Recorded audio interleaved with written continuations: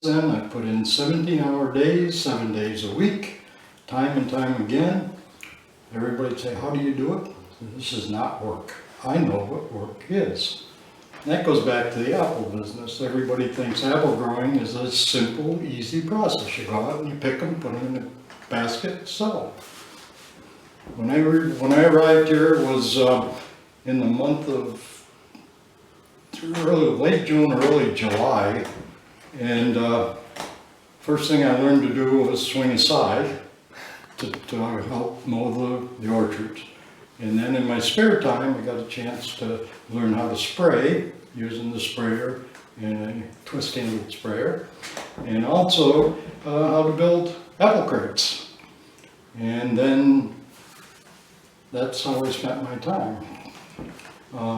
We had a gentleman's agreement, because when my mother came to pick us up to come back to Germantown, or to come to Germantown, it was a big surprise. She just showed up, said, come on, I was living with my grandparents at the time, come on, we're going to move to Germantown. Well, we went to Wilmington, spent the night, and when they got up, I was gone.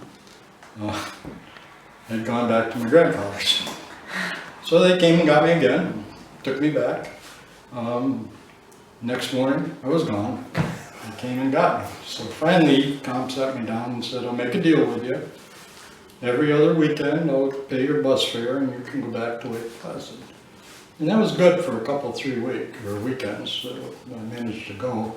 But then I found out my friends and stuff that were there had gone away, and there wasn't nothing there anymore. So, but again, that would be a totally different story, because the fourth weekend I went, one of my grandfather's nephews had been shot.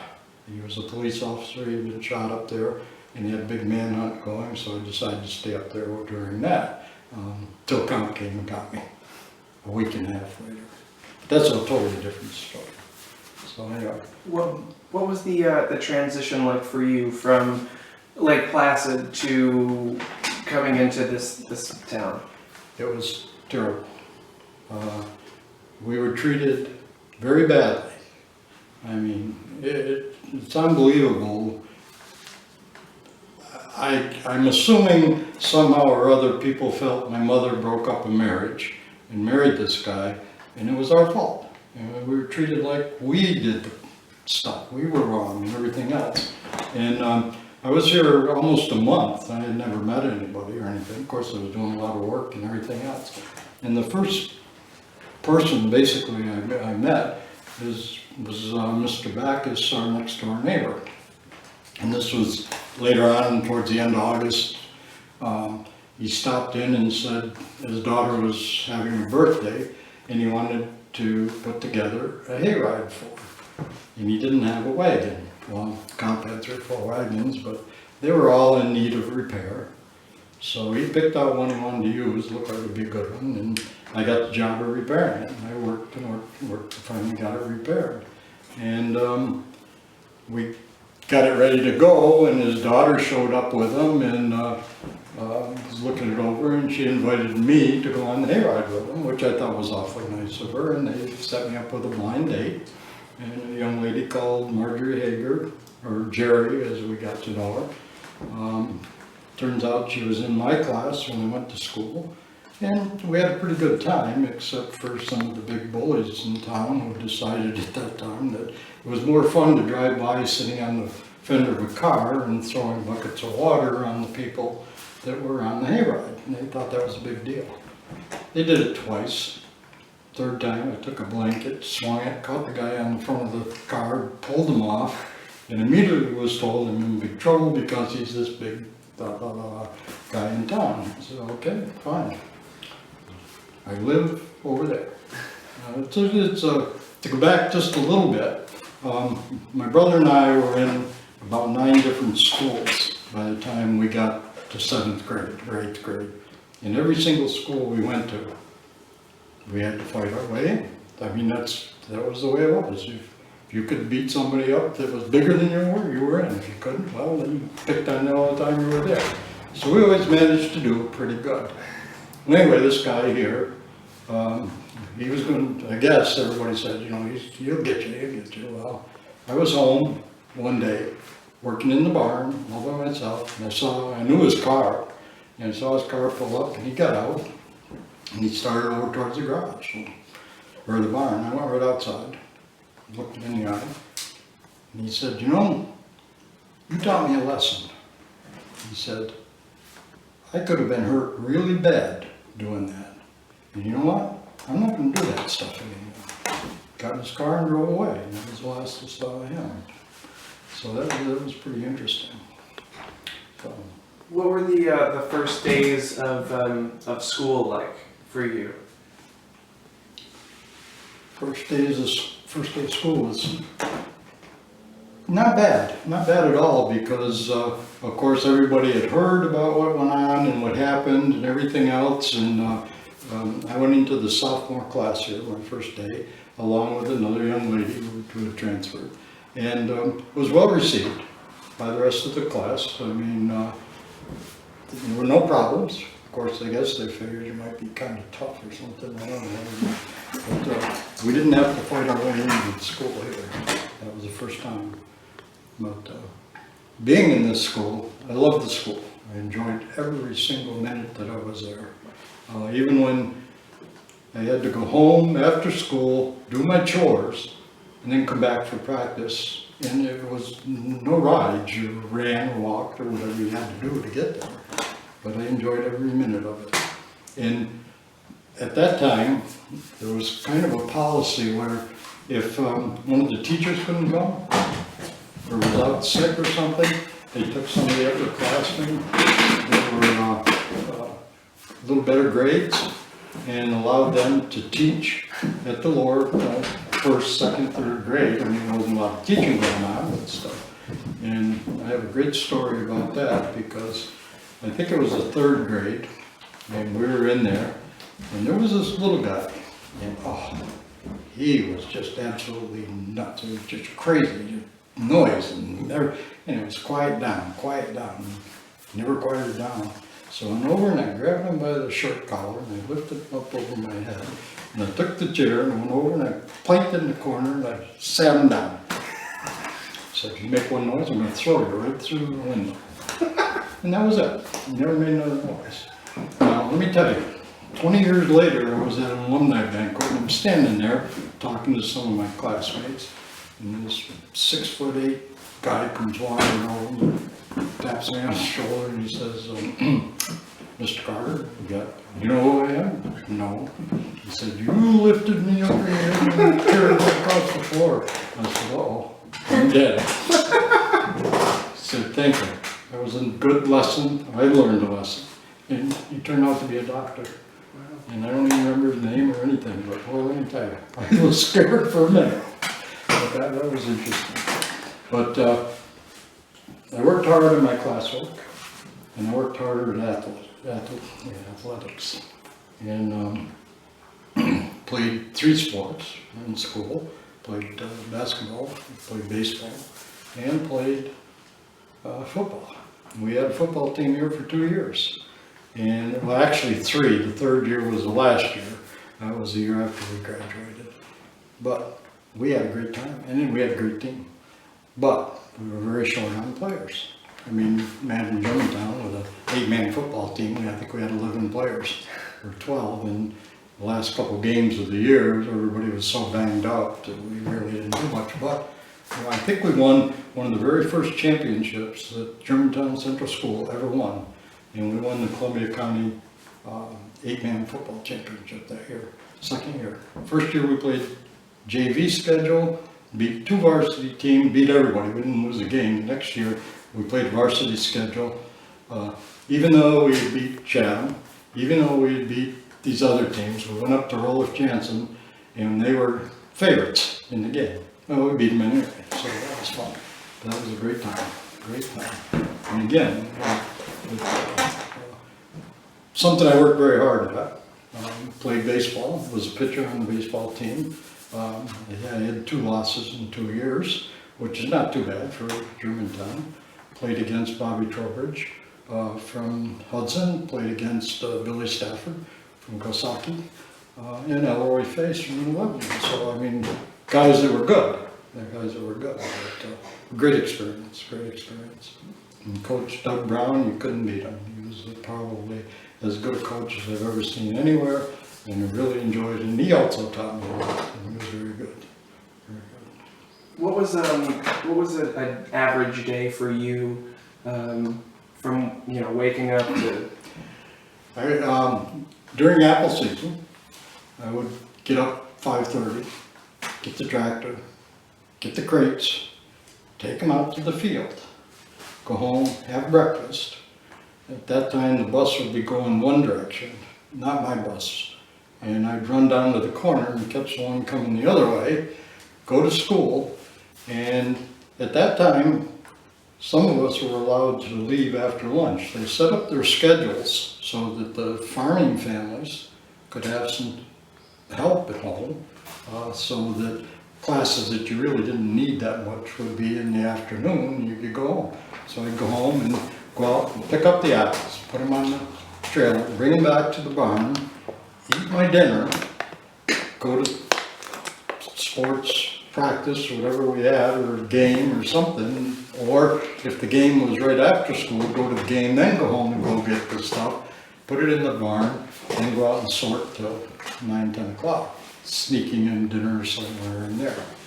And basically that was pretty much it. In the wintertime it wasn't quite that bad because you didn't have to take the crates out and that stuff, but after school, if you still had daylight, you went out and trimmed trees and put crates together in the barn and that sort of thing.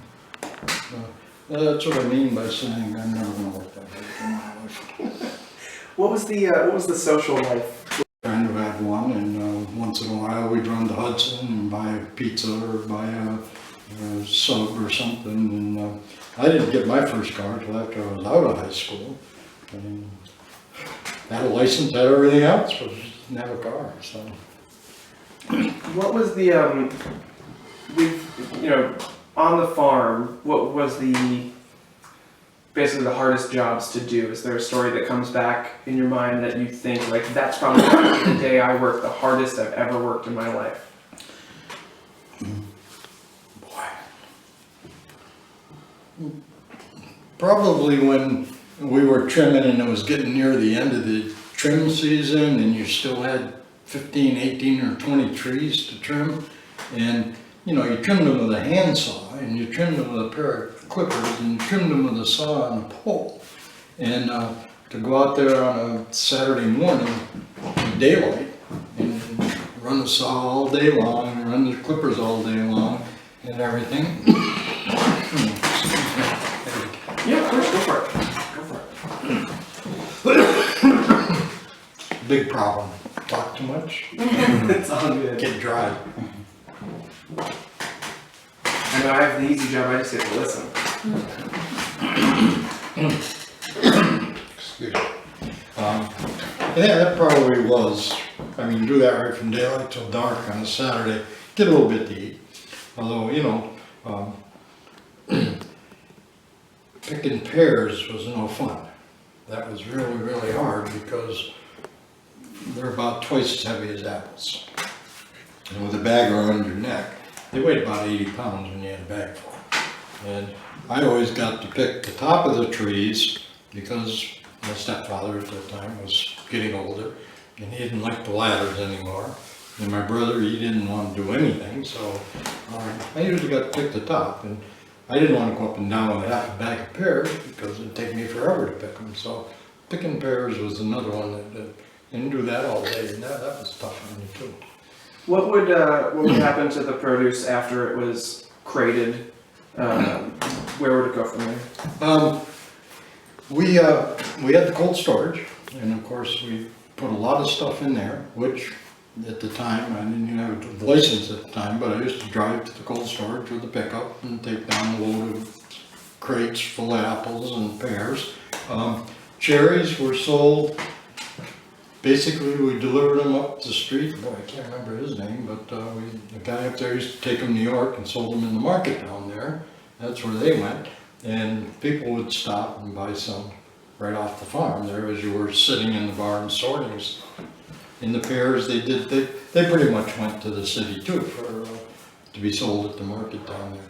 But there was a, boy, I thought his name was, it's not Barlotta, but somebody had a trucking business that hauled all that stuff to New York. Mhm. Yep. How did the farm itself change over the time that you were there?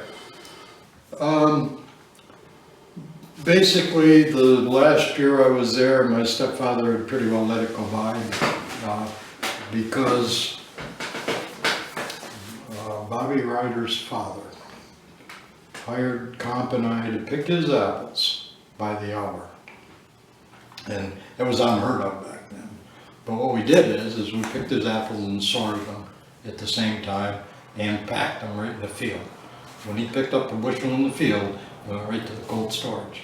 And there may still be a 10 bushel left on the tree that weren't ready to be picked yet. And then they go back over those and do that. So.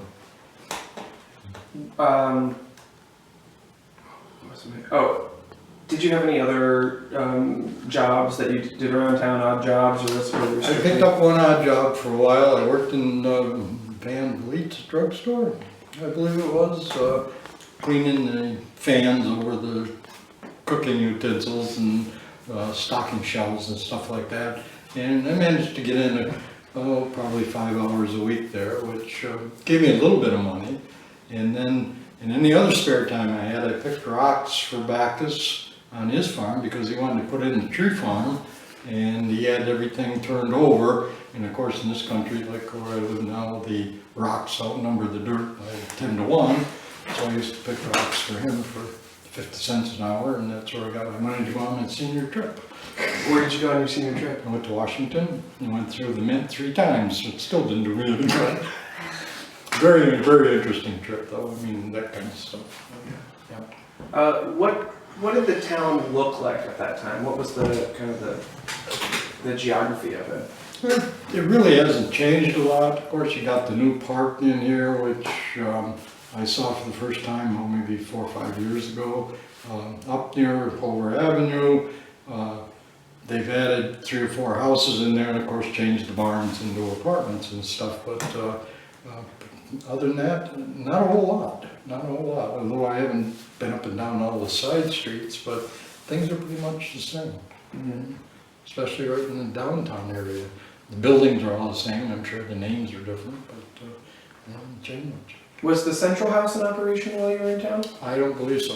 I don't believe so. I was out of commission at that time. Mm-hmm. Sarah, do you have? I'm curious, you said your brother didn't want to do much of anything. Was that an option? Not really. That's why him and my stepfather didn't get along at all. They were at each other's throats all the time. He didn't like anybody who tried to tell him what to do. My brother didn't. And, but you know, he turned out to be a really, really nice guy. Sorry, she's walking up the shots. No, she's fine. Okay. Yeah, she looks fine. Yeah. Now, what about the Taconic Farms? Was that in operation at that time? Just started. It started while I was here. There was 1 or 2 little buildings there, and that was it. The Phelan boys were a couple of years behind me in school. One of them was in my brother's class, but the other parents had just started putting that together. And I don't think there was, I think there were just 2 buildings there, 2 little buildings. And hardly any help, I mean, just the family.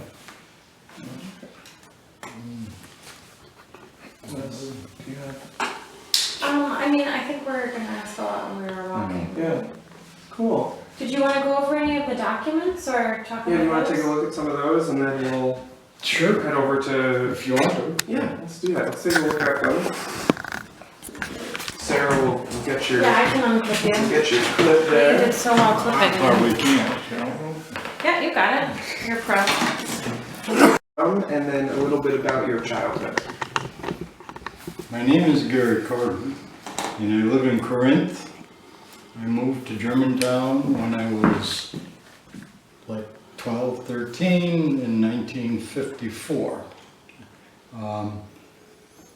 Came here because my mother married Comp Hover, And I still say today that he was looking for a woman with 2 healthy boys.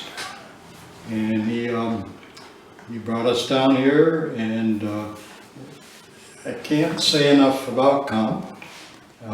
His first name was Alexander Compton Hover, and he taught me how to be a gentleman. He taught me how to treat people, and I can't take that away from him. He also taught me what hard work was, and you can't take that away from him. But I never worked as hard in my life afterwards, or after I left the farm, than I did while I was on that farm. And just a little story, that the day I graduated from high school, he sat me down at the kitchen table, and he said, "If you will let your mother and I live here until we pass,